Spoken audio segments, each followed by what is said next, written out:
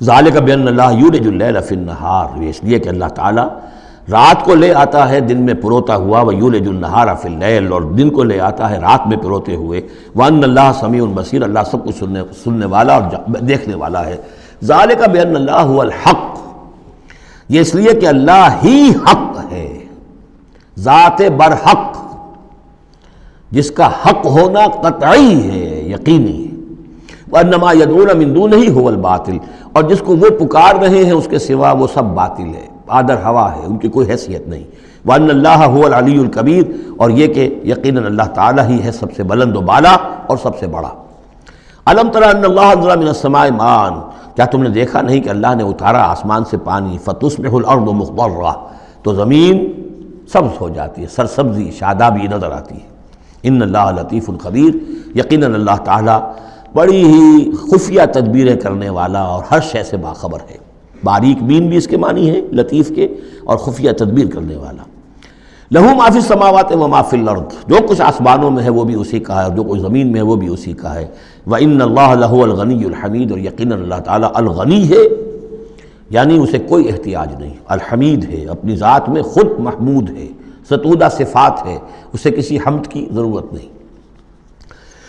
أَلَمْ تَرَ أَنَّ اللَّهَ سَخَّرَ لَكُم مَّا فِي الْأَرْضِ وَالْفُلْكَ تَجْرِي فِي الْبَحْرِ بِأَمْرِهِ، کیا تم نے دیکھا نہیں کہ اللہ تعالیٰ نے تمہارے لیے مسخر کر دیا ہے، تمہاری خدمت گزاری میں، تمہاری ضروریات کی بہم رسانی میں لگا دیا ہے ان سب چیزوں کو جو زمین میں ہے، والفلک، اور کشتی کو، تجری فی البحر بامرہ، جو چلتی ہے سمندر میں اور دریا میں اس کے حکم سے، ویمسک السماء ان تقع علی الارض، اور وہی ہے جو تھامے ہوئے آسمان کو کہ وہ گر نہ جائے زمین پر، الا باذنہ، مگر اس کے حکم سے۔ ان اللہ بالناس لرؤوف الرحیم، یقیناً اللہ تعالیٰ انسانوں کے حق میں بہت ہی شفیق ہے، نرمی کرنے والا ہے اور مہربان ہے۔ وہو الذی احیاکم، وہی ہے جس نے تمہیں زندہ کیا،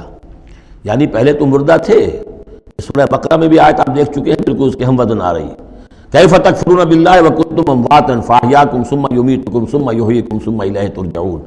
تم مردہ تھے پھر تمہیں زندہ کیا، پھر تمہیں موت دے گا، پھر زندہ کرے گا۔ مردہ تھے یعنی یہ ہمارا وہ دور ہے جبکہ روحانی عالم ارواح میں ہم سے عہد لینے کے بعد ہمیں سلا دیا گیا، الست بربکم، اس کے بعد کسی کولڈ سٹوریج کے اندر تمام ارواح کو رکھ دیا گیا، وہ ہماری پہلی موت تھی، پہلی نیند تھی جو ہم سوئے رہے۔ اس کے بعد جاگے ہیں تو اس عالم خلق کے اندر کسی رحم مادر کے اندر وہ روح جو ہے وہ لا کر ایک جنین کے ساتھ جوڑ دی گئی، یہ ہمارا احیاء اول ہو گیا۔ اس کے بعد پھر یہاں ہم رہیں گے تو یہ زندگی ہے دوسری، اور اس کے بعد جب موت ہوگی تو احیاء یہ اماتہ ثانی ہو جائے گا، پھر اللہ اٹھائے گا بعد بعد الموت، وہ احیاء ثانی ہو جائے گا۔